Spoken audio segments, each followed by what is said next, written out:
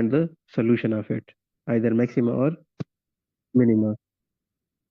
Okay, so let me draw actually a kind of the breakdown of the nonlinear problem. Okay, so we have NLPs, and NLPs are actually divided into two. This one is without constraint C, and this is with constraints. Okay, so without constraint, okay, we used the method of h of x, the Hessian matrix, and the a of x, which was the symmetric matrix. Okay, depending on whether it was quadratic or non-quadratic form. Okay, now we have another group of it which have constraints associated with it. Okay, these constraints can be 1, 2, 3, and so on. Okay, and there are two types of constraints associated. The first one is which have the equality constraints. Okay, equality constraints, and the second one is the inequality. Now we are dealing with this part of the NLP. This part is far gone. This one is done, but we are dealing now with this one. So in this one, the first thing that we will take on is the equality constraints. Okay, and we will explore different combinations of it. Okay, like two variables and one constraint. Okay, two variables and two constraints, three variable and one constraints, and three variable and two constraints. These are the different combinations of it that we will explore. And the method that we will be using here is the Lagrangian method or multiplier.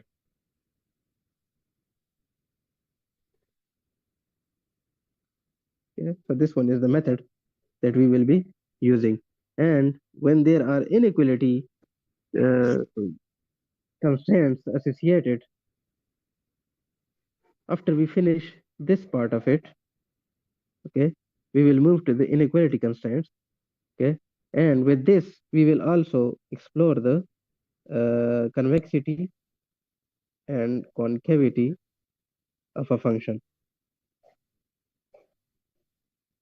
Okay, and when we move to the inequality constraints, so we will use the KKT algorithm, and we will have like two variables, one constraint, two variables, two constraints, same like this. We will use the combinations of the constraints and the number of variables associated with it.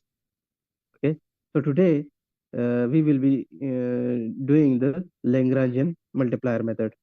Okay, so let me first explain the method actually. So when we have a function actually with one or more equality constraints,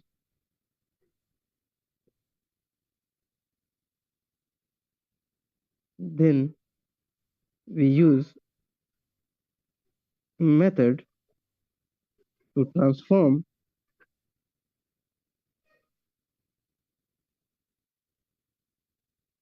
the function and constraints into a single statement using lambda. Okay, this lambda is actually the Lagrangian multiplier. Okay, and lambda is a constant over here. Okay, so how do we transform it actually? We will get to know in this process. We know that for an NLP, okay, the function can be written as optimize f of capital X, where capital X is equal to x1, x2, x3 up to xn. It may have like a number of variables associated with it. Okay, it can have like one variable, two variables, three variables, and so on. For example, f of x is equal to 1 over x, or x raised to the power minus 1. So it has only one variable. Okay, now if I say that f of x1 comma x2 is equal to x1 square plus 2x2 square, then it has two variables associated over here. Similarly, we can say that f of x1, x2, x3 is equal to x1 square plus 3x2 square plus 4x3 square plus 4x1, x3. So now here actually we have x2, x1 and x3 over here. Okay, so there are three actually variables associated. So the number of variables can be different, but along with the function actually we have another function which is g of x. Now what is g of x? G of x is the constraint function. Okay, and this f of x is subject to this g of x.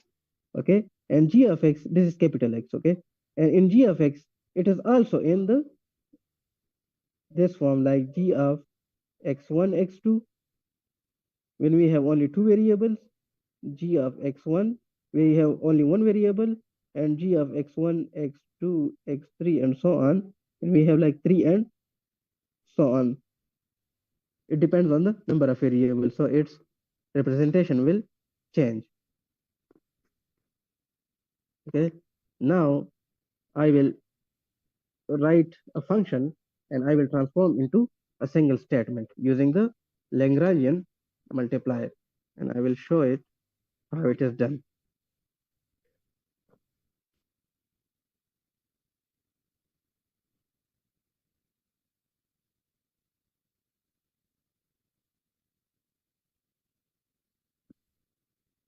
Okay, so for example, we have a function over here.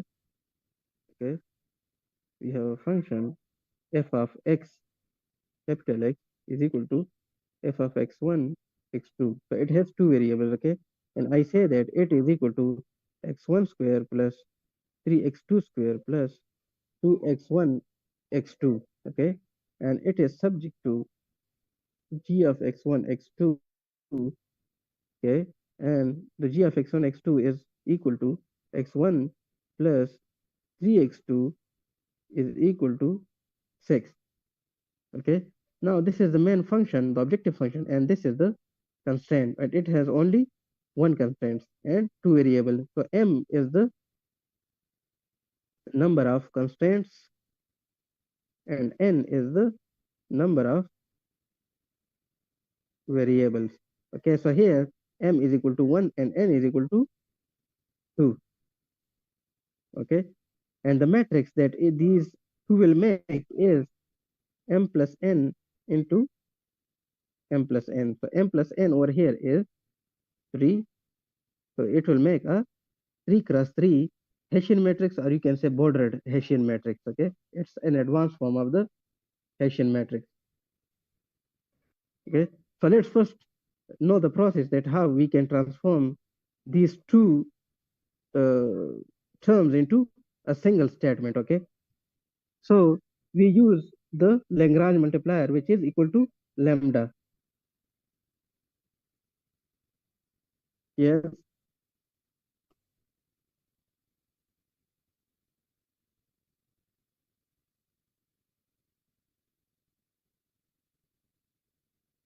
No, if the number of variable is one, then we do not, apply the Lagrange method. It is for more than two variables. Two or more, two or more than two variables. Yes. If we have one variable, then we should go for the the quadratic and non-quadratic form, the Hessian matrix and the symmetric matrix. Yes. So here we introduce another constant called lambda, and we can say that the Lagrange function is equivalent to f of x1, x2. Like over here, we can say that minus lambda into h of x1, x2. While h of x1, x2, this part, this is the, we can say that the constraint part. This is the h of x1, x2 is the, we can also write h as g, no matter how you write it, okay? This is the lambda introduced, this is the Lagrange multiplier, and f of x1, x2 is the objective function, and L is the single Lagrange function, okay? This is the Lagrange function.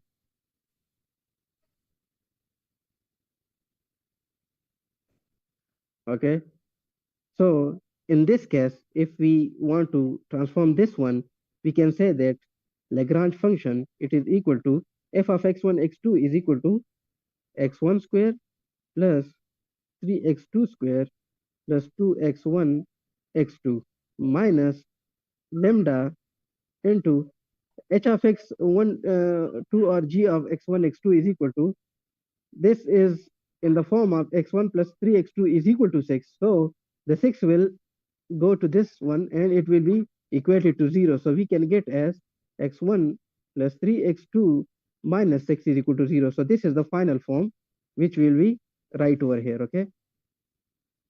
We do not write the equality over here. We just write the one side of it. So we write x1 plus 3x2 minus 6, okay? So now this whole thing, this is the Lagrange. Okay, so the first thing that we do in NLP is to see whether it has some constraints or either it is without constraint. Okay, so in our first lectures about NLP, we did the problems based on the functions which has no constraint. Okay, and we use the Hessian matrix and symmetric matrix based on whether the function was quadratic and non-quadratic. Okay, for the quadratic we used the symmetric matrix a11, a12, if you remember, up to ann. Okay, and it was n cross n square matrix. Okay, and for the non-quadratic, okay, we did the Hessian matrix in which we use the single and double partial derivatives. Okay, so when we are done with this, we come to the NLP problems with constraints. Okay, so constraints are of two types. Okay, the equality ones and the inequality ones. So the for the equality ones, we will use the Lagrange method or Lagrange multiplier method, and we will do all these combinations, like 2v means two variables, one constant, 2v 1c, 2v 2c means two variables with two constraints. Okay, 3v and 1c means three variables with one constraint and three variables with two constraints. Okay, all of these fall under the category of Lagrangian method, and we will do this in today's lecture. Okay, and for the inequality constraints we will do the KKT. Okay, and it has these two or three combinations that are mentioned over here. Same will follow over here, but only the constraints will be of inequality. Okay, so we know that the function f of x, okay, where x is a capital X and it has like x1, x2, x3 and up to xn number of variables. Okay, we have single variable functions, two variable functions, three variable functions, and so on, and g of x is the constraint function. Okay, and similarly, similar to the objective function or the main function, we have the constraint function which also has 1 variable, 2 variable and 3 variable and so on. Okay. So, how we use the Lagrangian multiplier? The Lagrangian multiplier lambda is basically used to transform, okay, to transform the functions with equality constraint into a single statement, okay, just like we have in the NLPs without any constraint. So, it transforms actually the functions with constraint into without constraint function, okay, using the Lagrange multiplier, okay, and then we solve the problem for the variables x1, x2, x3 and so on, which is called the stationary points, and then we determine whether the stationary points that were determined or that were calculated are maxima or minima of the function. Okay. So, here we have an example. This is a function with two variables x1, x2, and it is x1 square plus 3x square plus 2x1, x2. If it's you see this is also the quadratic one, okay, and we have g of x1, x2. It means that we have a constraint with also two variables, and it is x1 plus 3x2 is equal to 6. Okay. So, m is the number of constraints and n is the number of variables. Number of constraints is 1, okay, and number of variables are 2, x1 and x2. Okay. So, the matrix that it will form, okay, it will be m plus n cross m plus n. So, m plus n is 1 plus 2 is equal to 3. So, 3 into 3 it will have 9 elements in it, okay, and we introduce lambda over here, and we say that the Lagrange function is denoted by the capital L is equal to the main function minus lambda into g of x1 x2 or h of x1 x2, which is the constraint. Okay. To transform this function into the Lagrangian function, we actually write first the function which is x1 square plus 3x square 3x2 square plus 2x1 x2 minus lambda into this constraint function, and constraint function here is x1 plus 3x2 is equal to 6.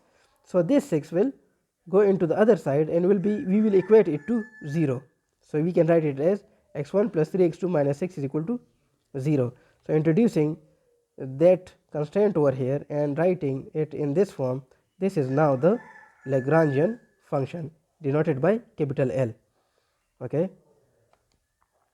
Now, we will use a method to find the maxima or minima of this function, okay, just like we did in the previous lectures using the Hessian matrix or the symmetric matrix, but here we will use the bordered Hessian matrix, okay, bordered Hessian matrix, which is equal to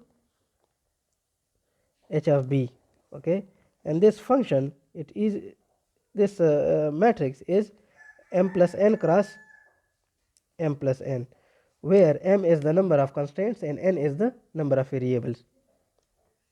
Okay, and we will go through some points, some steps to find the maxima or minima for the function. Okay, I will now briefly explain, all the steps and how we do it, and then we will solve an example based on this bordered Hessian matrix and Lagrange function.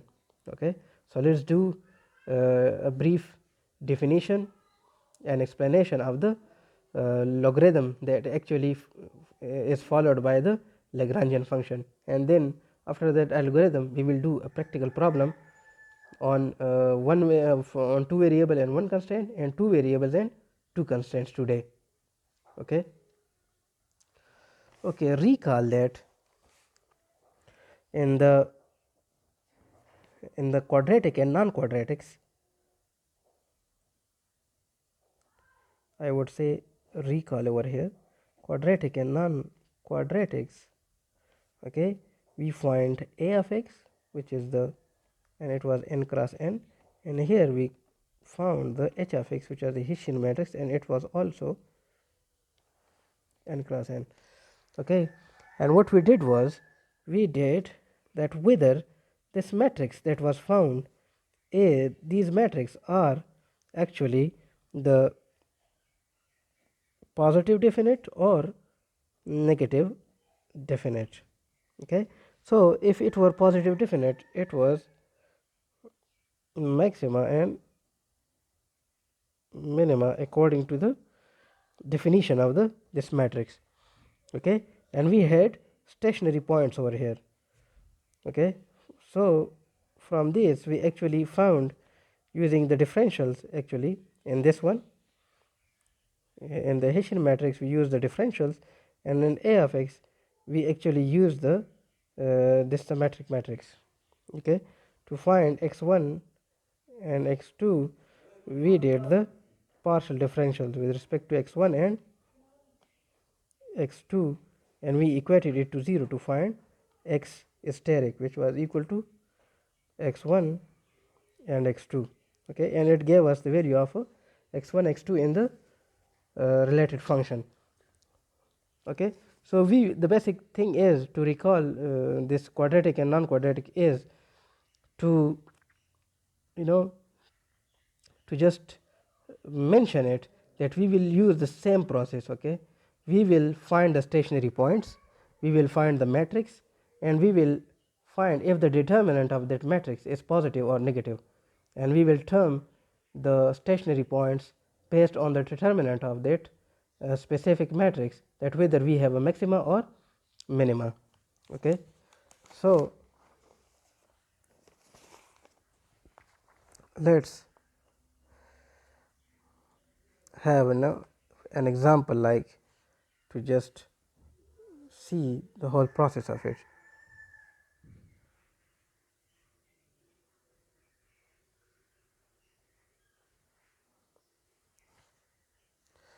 So L, which is the Lagrangian function, so it is basically equivalent to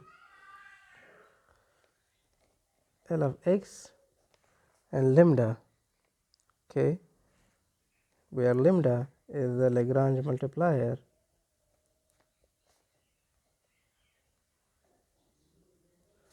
and x is equal to x1, x2 and x3 and so on, depend on the number of the variables that it have. Okay, so for example we have a function over here, and it says that f of x is equal to 2x1 square plus x2 square plus 10x2. So it means that it has two variables, x1 and x2. So by definition it can be written as f1 x1 x2 is equal to 2x1 square plus x2 square plus 10x2. Okay, and it is subject to, okay, x1 plus x2 is equal to 20 and 2x1 minus x2 is equal to 6. Now these are the gi x1 x2. Okay, where I is equal to 1 up to 2, because it has two constraints. So in this case n is equal to 2 and m is also equal to 2, because we have two constraints and two variables. Okay, so we can write into the Lagrangian form as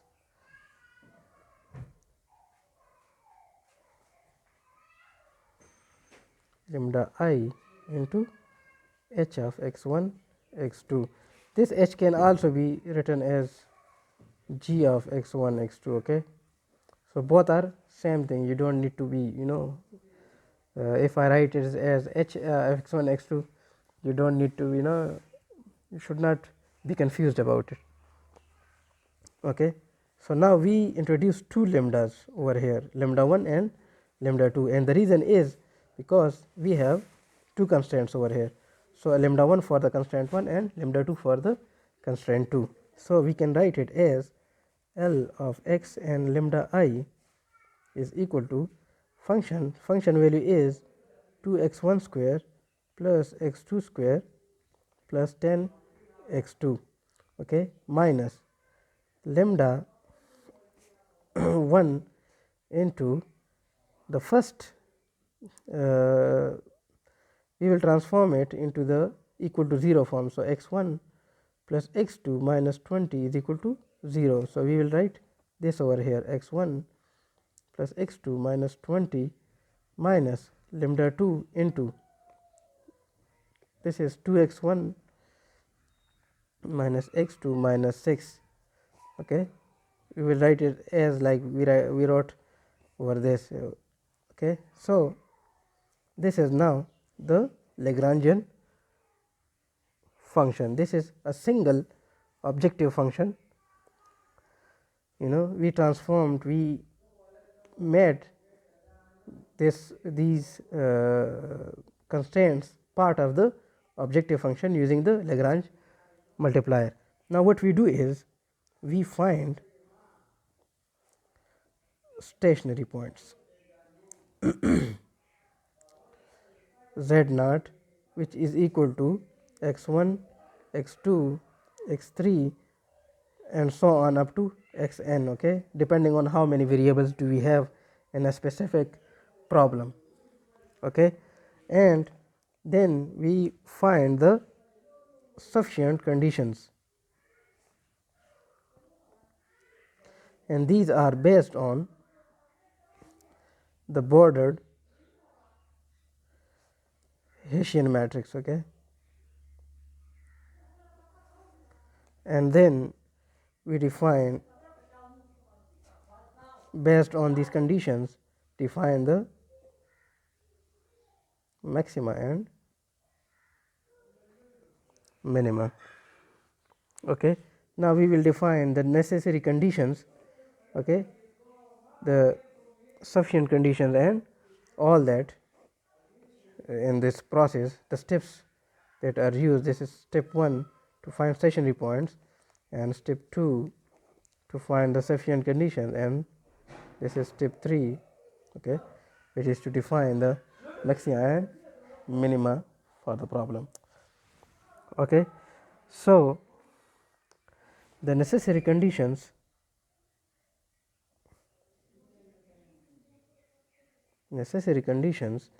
is actually to find the stationary points. Okay, stationary points. So, how we find the stationary points is to find the partial derivative with respect to xj's and put it equal to 0, and find the partial derivative with respect to lambda I and put it to 0. By L we mean that the partial derivative of the Lagrangian function. Okay, so we do both of these, okay, and put it to 0. So, we find over here we have a series of equations, and we solve those equations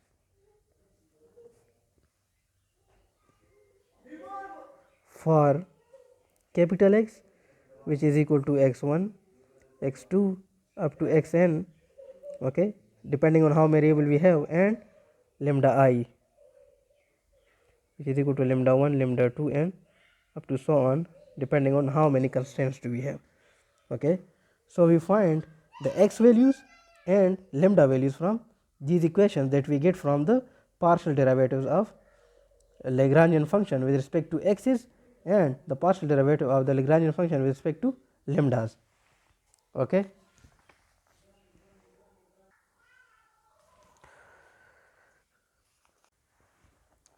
Okay, so we had 3 steps that are used. Okay, so first step is to find the stationary points. Okay,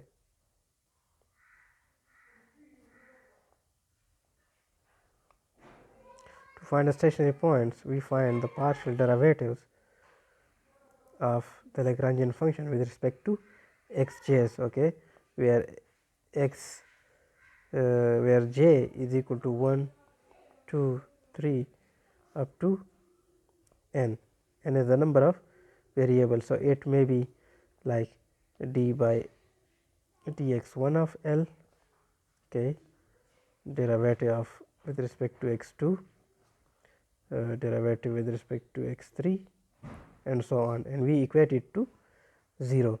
Okay, and the partial derivative with respect to lambda I of the Lagrangian function. Okay. So, if we have only one constraint, then it will be with respect to lambda only, and we equate it to 0.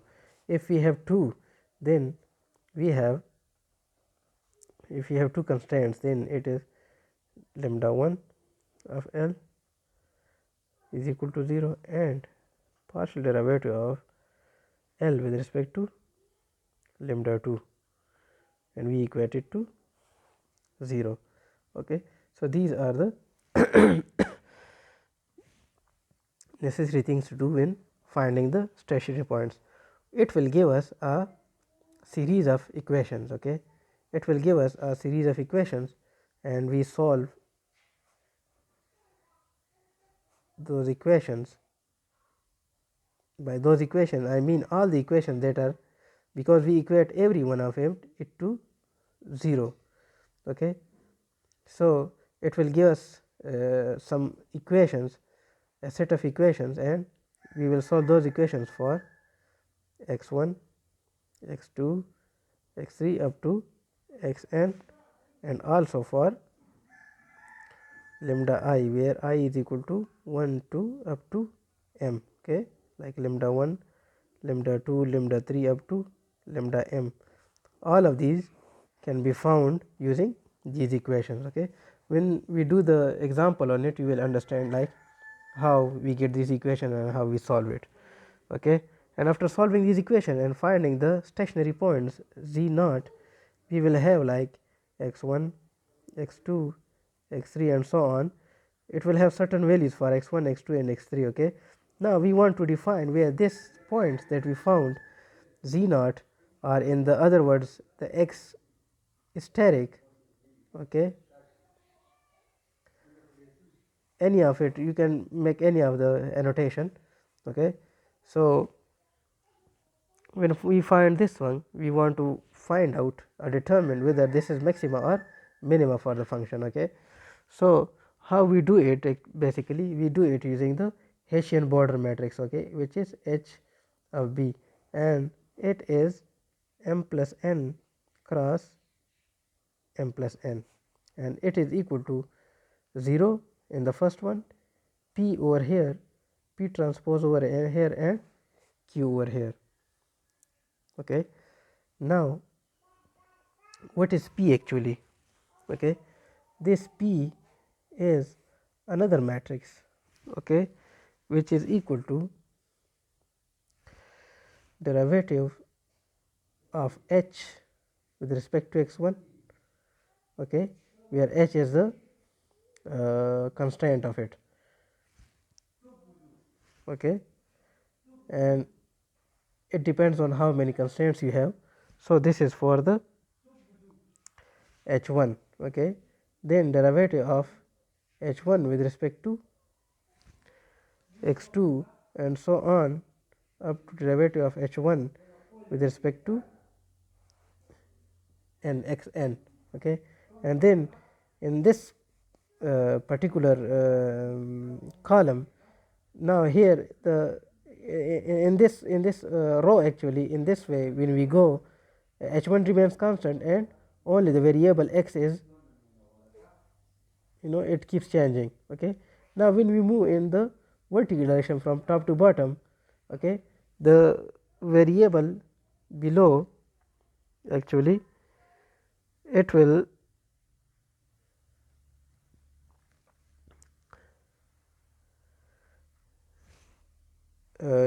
the variable, it will remain the same. Sorry,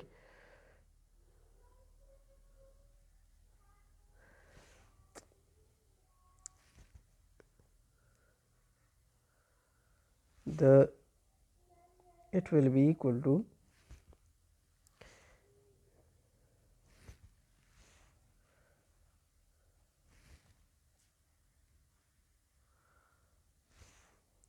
up to d of h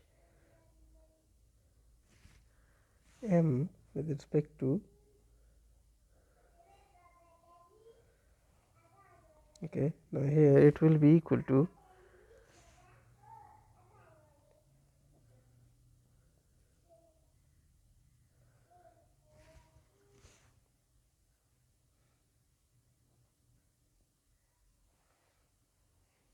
and here it will be equal to d of hm with the partial differential with respect to x n.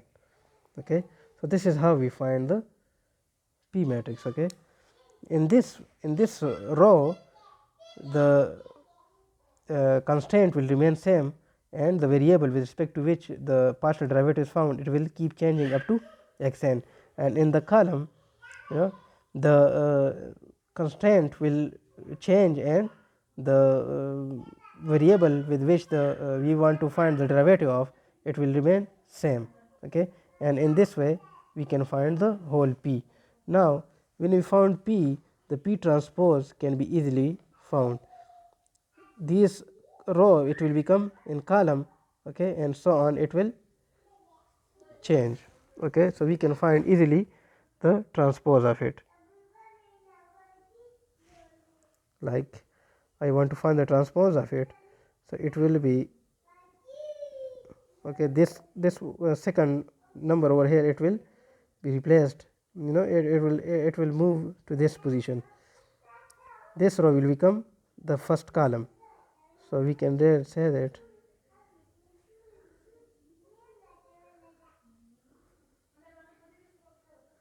and so on up to dh1 divided by divided by the differential with respect to xn.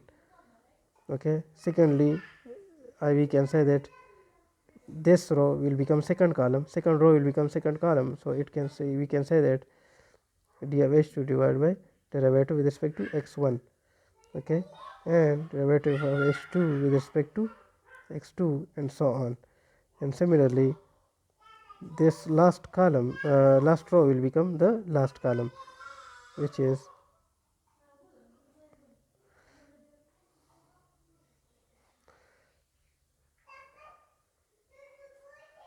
this will be the transpose of it.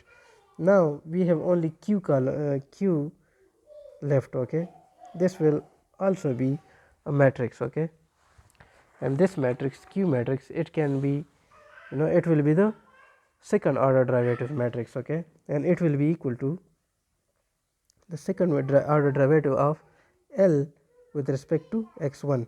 Okay, both derivatives, the first partial derivative and the second partial derivative, both will be with respect to x1. Okay, and the second order derivative of L, okay, the first one with respect to x2 and the second one with respect to x1, and so on.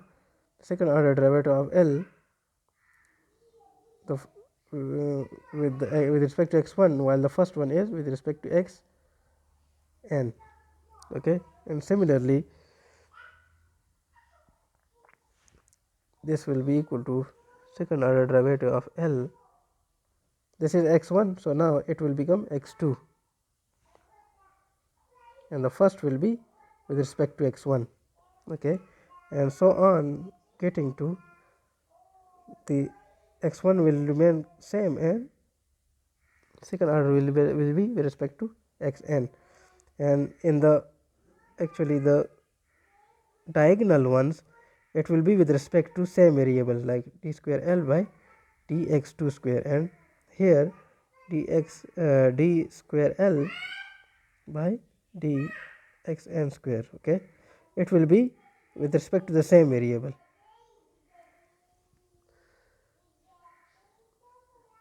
Okay, and when we move to this direction, it will be equal to the second order derivative with respect to x2 and xn.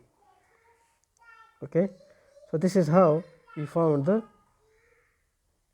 q1, but you don't need to bombard yourself with this much information. Actually, it will depend on the number of variables and number of constraints. So I will make a short form of it for the each one. Okay, you just only memorize that one.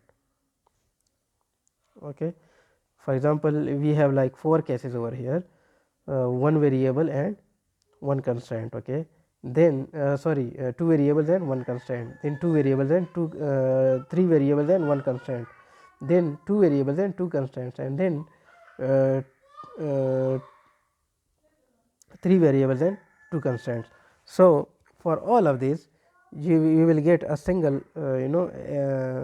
Hessian matrix that will be in a simplified form. You do not have to find all these separately, okay. But this is the overall general form of it that I wanted just to let you know, okay. Now, we have some condition for this optimality, okay.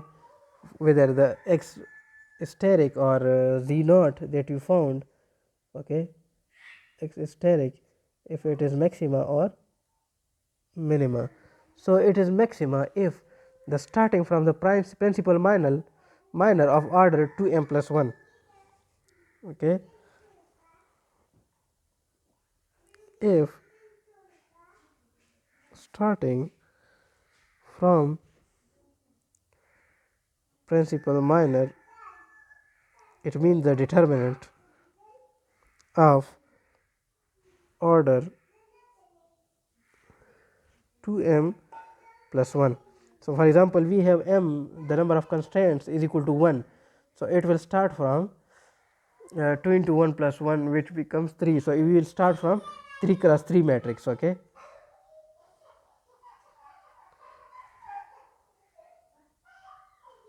Okay, this m is the number of constraints. So, if you have one constraint, then you will start from 2 into 1 plus 1, which is 3 cross 3. So, you start from 3 cross 3 matrix, okay. And the last principal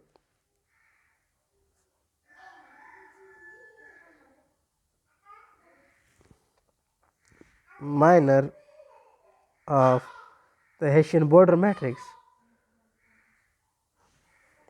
form an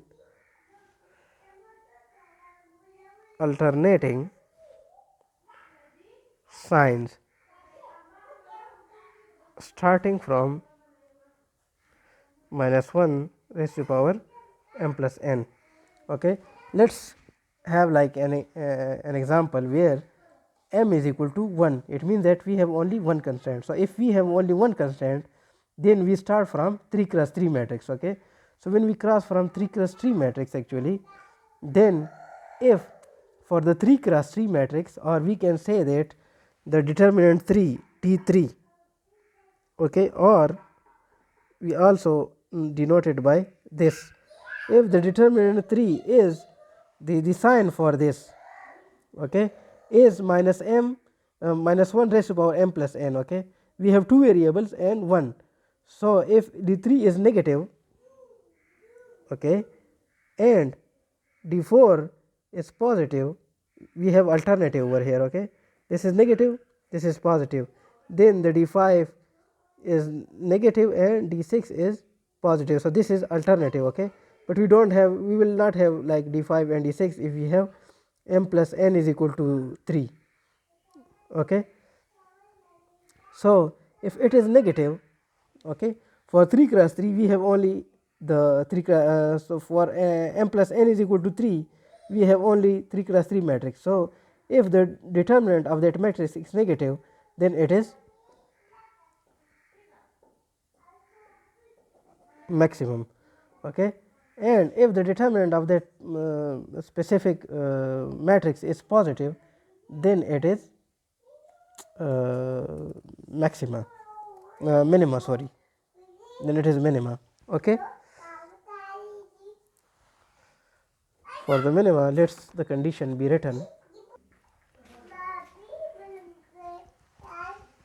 okay. So, x star is minima if starting with principal minor of order 2m plus 1, okay, and the last principal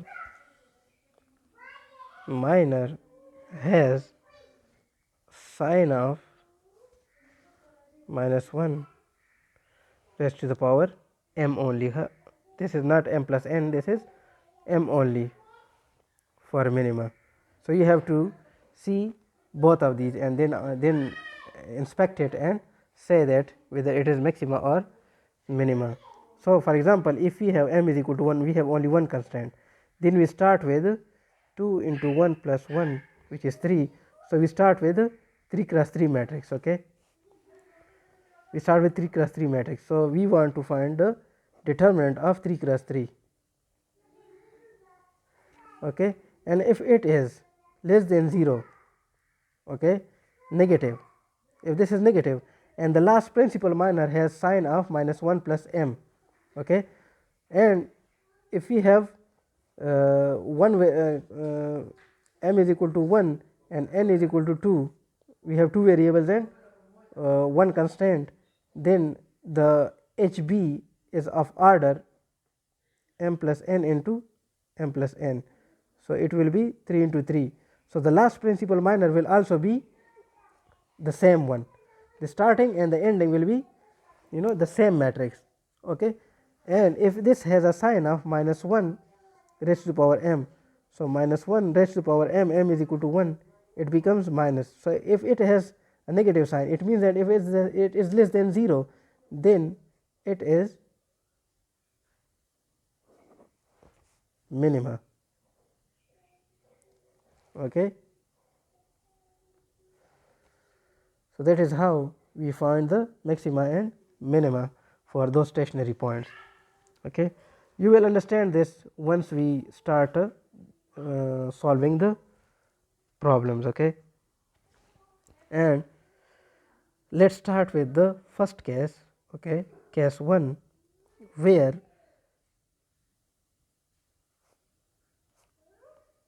we have two variables x1 and x2 and one equality constraint.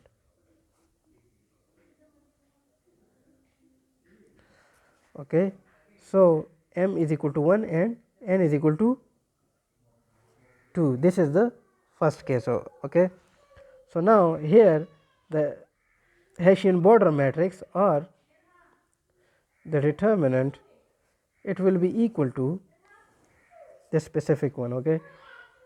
The first one is 0. Remember, h of b is equal to 0 p p transpose and q. Okay. So, this is the equivalent version for this hb. Okay, and we will have 0 over here, then the differential of the h represents the constraint. Okay, with respect to x1 and the differential of h with respect to x2, and in this first column this will replicate. Okay, this will be the differential of h with respect to x1 and the differential of h with respect to x2. Okay. Now, coming to the middle part of it, the middle part of it will be equal to differential of second order derivative or differential of with f with respect to x minus lambda into second order derivative of h with respect to x1. Okay, and this element will be equal to second order derivative with respect to x1, while first one is with respect to x2. Okay, minus lambda into second derivative of h, and here it will be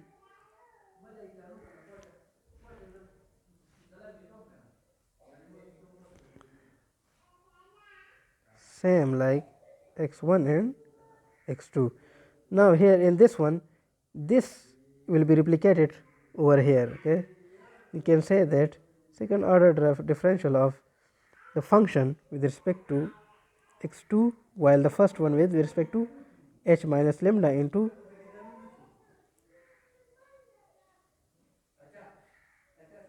and in the diagonal we know that it is with both order derivatives are with respect to the same variable. So, x1 is already covered. So, we now do it with respect to x2. So, we say that d square f by dx2 square minus lambda into d square h divided by dx2 square. So this is for when we have one constraint and two variables. So this is the HB, the bordered Hessian matrix for the problem. We do not need to do this. If you do this, actually it will give us exactly the same. So just you need to understand this, and you can actually find the maxima and minima from this. Okay. Similarly, if we have like three variables and one constraint, then here it will be a fourth one, differential of h with respect to x3, and here we also have like a fourth one, differential of h with respect to x3. Okay. And we will also extend with respect to x1 and x3, and here x2 with x3 and x3 with x3. Okay. I hope you understand this. If you do not understand, please let me know. Okay. I will do the first problem on this two variables and one constraint in the next video. Okay. Let me finish this video over here on the 23rd minute, and we can have like the example solved on the next video. Okay, so we will start with the first example. Okay, and we will do the problems of NLP with one equality constraints and number of variables is equal to 2. Okay, so we are doing the problems one constraint. By m is equal to 1, we mean that we have only one constraint, and by n is equal to 2, we mean that we have two variables. Okay, so capital X is equal to x1 and x2. Okay, now the problem says that optimize z is equal to 6x1 square plus 5x2 square. Okay, so we have two variables x1 and x2, and it is subject to x1 plus 5x2 is equal to 7 and x1 x2 greater than or equal to 0. This is the non-negativity constraint. Okay, but the main constraint, this is the main constraint, so we will convert this constraint into equal to 0 form. Okay, 5x2, this 7 will move to this left hand side, and so this is the standard form of it that is needed for us. Okay, now we will find the Lagrangian function for it. Okay, we know that the Lagrangian function is equal to f of x1 x2 minus lambda into h of x. Okay, h of x is the constraint equation, which is this one, and f of x1 x2 is the main objective function. Okay, so L is equal to 6x1 square plus 5x2 square minus lambda into x1 plus 5x2 minus 7. So now we have converted this problem into a single algebraic statement. Okay, and this algebraic statement is called Lagrange function. Okay, and we have used lambda, which is Lagrange multiplier, to convert this question into a single statement. Okay, now we will solve this statement. Okay, and we will find the maxima and minima of this problem. Okay, so for that, the step 1 that we will do over here is to find the stationary points. Okay, and by stationary point I mean that the x is steric and it will be equal to x1 and x2. Okay, and also we need to find the value of lambda. Okay, as we discussed in the previous videos, that when we actually make the differentials, partial differentials of this function, this L function, with respect to x1, x2 and up to xn, and with respect to lambda, we actually get a series of equations. Okay, so now we will get to know how we get the series of equations over here. Okay, so for that we know that we need to find the, this is L. Okay, this is L, so we need to find this and equate it to 0. Then we want to find the partial diffraction of L with respect to x2 and equate it to 0, and partial differential of L with respect to lambda and equate it to 0. Okay, to find the stationary points. Now the partial differential of L with respect to x1 is equal to d by dx1 of 6x1 square plus 5x2 square minus lambda into x1 plus 5x2 minus 7. Okay, we can also multiply this lambda into each one of these, and we can expand this this term. Okay, we can expand it actually if you want to, but if you don't want to expand it, you can just write it as it is. Okay, and term or take this lambda as a constant. Okay, so taking the differential for each of the factor. Okay,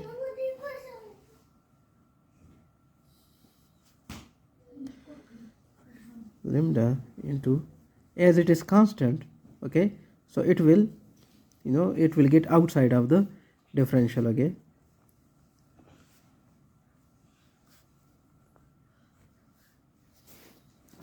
you must know the rules of the differential. Okay, if we have a constant in front of a function or a term, so when we take the differential, for example, we take the differential of 5x1. Okay, so now here 5 is in front of the x1 as a multiplier or as a coefficient, so the coefficient will come forward and then the differential is applied for the variable. Okay, because differential is only applied to variable and not to constant, so 5 is a constant over here, so it will come forward and d by dx of x1, it is equal to 1 actually, so we will get 5 into 1 is equal to 5. Okay, this is for just for understanding. Now here this is x1, this is also x1, it means that it is differentiable with respect to x1. Now we have power 2 over here and coefficient of 6 over here, so 6 will come forward. Okay, of x1 square minus, now this is x2 and this is x1, so we will get minus 5 into 0 because x2 cannot be differentiated with respect to x1. Okay, minus lambda into, now d by dx of 1 of x1 plus 5 into d by dx of 1 of x2 minus 7 into d by dx of 1, or you can say that d by dx 1 of 7. Okay, now this 6 is outside, now x1 square will give us 2x, so we can say that d by dx 1 of x1 is 1, so it will give us 1 plus this will give us 5 into 0. Okay, minus 0, so we will get 12x minus lambda. Okay, this is the, and we will equate it to 0 because we say that d by dx1 for L is equal to 0. So we will equate it to 0 and we will term it as 1. This is the first equation that we get in the series of equations. Okay, now we will do the partial differential of L with respect to x2 variable. Okay, to do this we will apply the partial differential with respect to this function. Okay,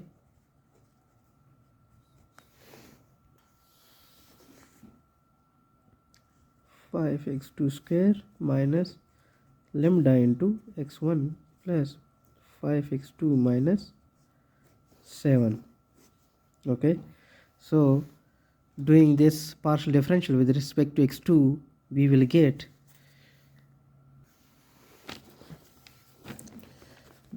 partial differential of L with respect to x2 is equal to the partial differential with respect to x2 for 6x1 square plus the partial differential of the 5x2 square, okay, minus lambda. It will come forward and the partial differential will apply to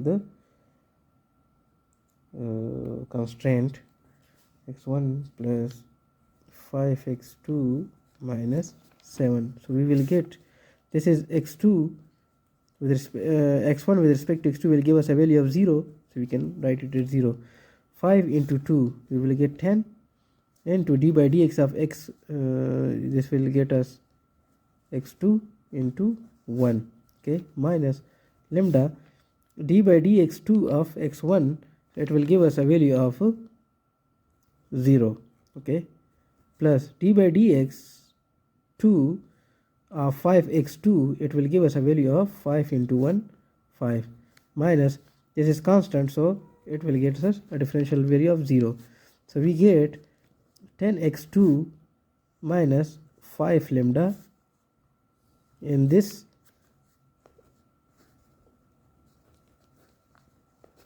partial differential of L with respect to x2, and we will equate it to 0, and we can term it as the second equation that we get over here.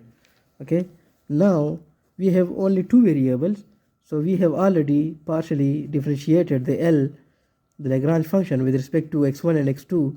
So now we will make the partial differential with respect to lambda. Okay, now d by d lambda of L is equal to, the equation is, the function actually is 5x2 square minus lambda into x1 plus 5x2 minus 7. Now as it is with respect to lambda, so this lambda is now a variable. This thing is actually a constant now. Okay, so this is lambda, so x1 square, the differential of 6x1 square with respect to lambda, it will give us a value of 0, plus the differential of 5x2 square with respect to lambda, it will also give a value of 0, minus, so this is now constant and this is the, so we can get as this will come forward, okay, and then we will make the derivative with respect to lambda. So we get x1 plus 5x2 minus 7 into d by d lambda of lambda. So we get is 0 plus 0 minus x1 minus 5x plus 7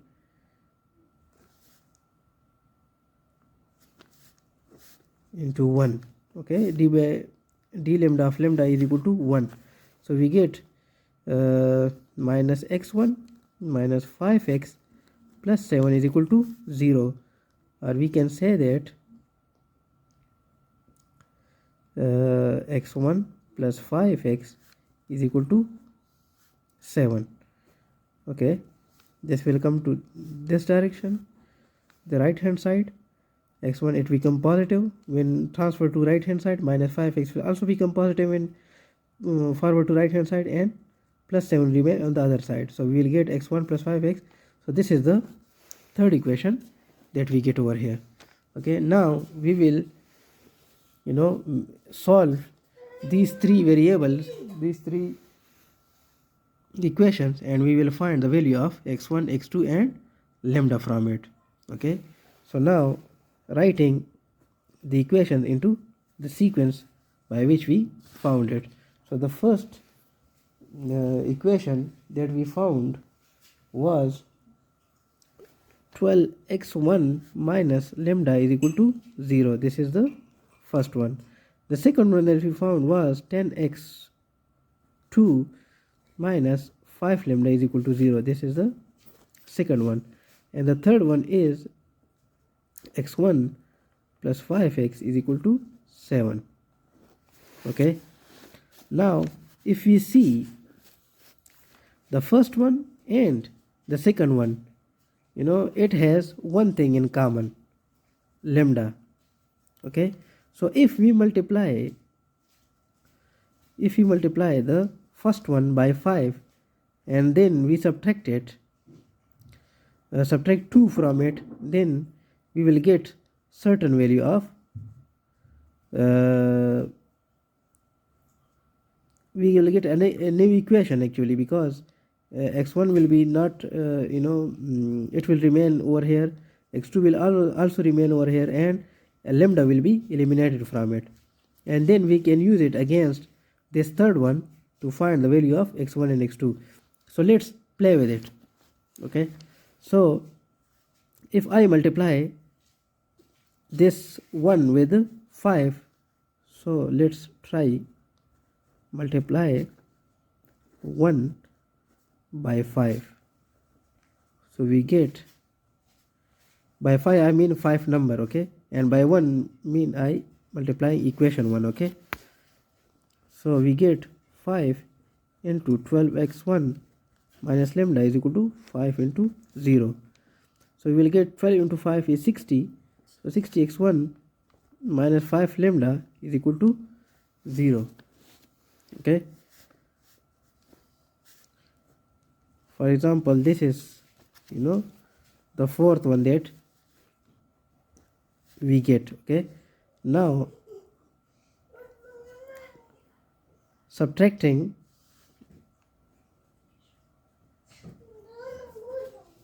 subtracting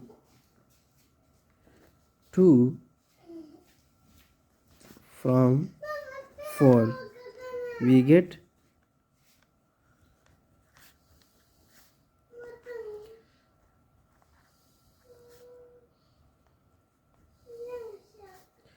so it will become negative and it will become positive. Okay, so these two will cancel out. Okay, so 60x1 minus 10x2 is equal to 0. This is the fifth one that we actually get or receive. Okay, now if we see the third one, this is x1 plus 5x is equal to 7, and this is 60x1 minus 10x2 is equal to 0. So we have exactly x1, this is 2, 5x2 and 10x2. So we have like corresponding variables which are common in both. Okay, so this is 60x1 and this is 10x2. Okay, so if you multiply this by 2, okay, and then add it to this one, we can get the value for x1 actually. Okay, or if you multiply this by 60, okay, and then subtract 5 from 3, we can also get the value of x2. So let's do any of it. Okay, multiplying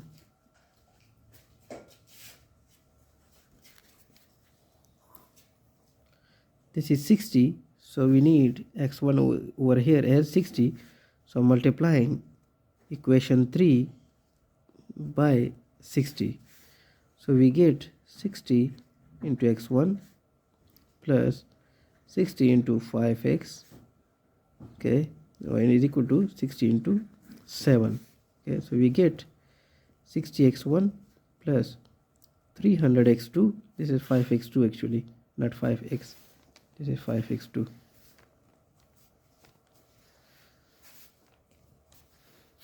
Okay, is equal to, here on the right hand side we will get a value of 420. 60 into 7, 7 into 0, and 6 5s are 35, 6 4s 6 7 6 are 42, so we get a value of 420. Okay, now we have x1 coefficients exactly same. Okay, here 60x1 and here 60x1. Okay, but we have 300x2 and here 10x2, and we have 420 over here and it is 0. It is higher than this fifth one. For example, we type it as 6. Okay, so subtracting 5 from 6,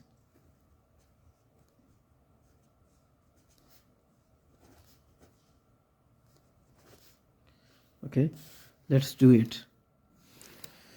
Okay, so when we subtract 5 from 6, we get 60x1 plus 300x2 is equal to 420, and subtracting 60x1 minus 10x2 is equal to 0. Okay, it will become negative, this will become positive, and this will become negative. So 60x1 and 60x1 both will cancel each other out, and here we will get 310x2, okay, is equal to 420. So x2 is equal to 420 divided by 310. Okay, so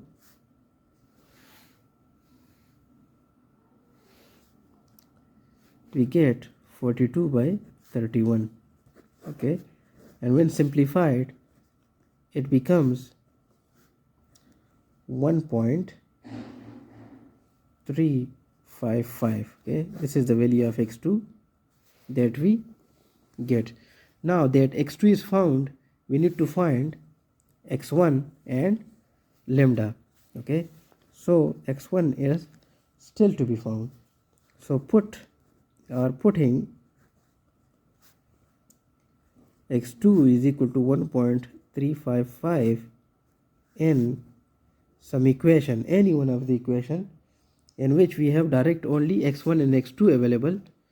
For example, we have in equation third x1 plus 5x2 is equal to 7, so we can put it in that and we can find out the value of,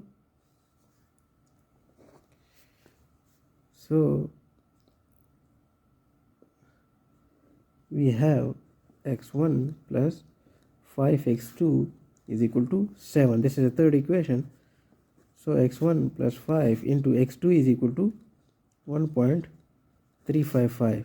okay, so x1 is equal to 7 minus 5 into 1.355. okay, so subtracting this we get 1.355 multiplied by 5, we get 5 into 5 25, 2 5 into 5 27, 2 5 and 35 17, 1 5 into 5 and 6, so we get 6.7 minus 6.77 and 5, so we will get almost 0.22 and 5. So this is the value of x1 that we get. Okay, now we have x1 and x2, but we don't have lambda. Okay, now we need to find the value of the lambda. Okay, so we need an equation in which we have either x1 or x2 and we have some relationship with lambda. So if we see the equation 1 or 2, okay, this is the equation 1 and this is the equation 2, both we have lambda in correspondence. So we can either put x1 over here and find the value of lambda, or we can put x2 over here and find the value of lambda. So let's try the, you can put in any of it, it doesn't matter. So let's put the value of x1 because we found the x1 recently. So let's find it from x1. So we know that 12 x1 minus lambda is equal to 0. Okay, so 12 into 0.225 minus lambda is equal to 0. So taking minus lambda to the other side, we get lambda is equal to 12 into 0.225, and it gives us a value of 12 into 0.225. It gives a value of about 2.7. Okay, now we have actually x2, x1 and lambda. We have all the three that were not found till now. Okay, now that we have all the three values, now we can actually say that x is steric, or we can say that z naught. Okay, either of it. This is also okay, this is also okay. Okay, this is equal to, what is the value of x1? x1 is 0.225 and x2 is 1.355. so these are the stationary points. Okay, now we would like to find whether these values are maximum or minimum for the function. Okay, this is maximum or minimum. Okay, for that we need to actually do another step of it. Okay, and by that I mean that the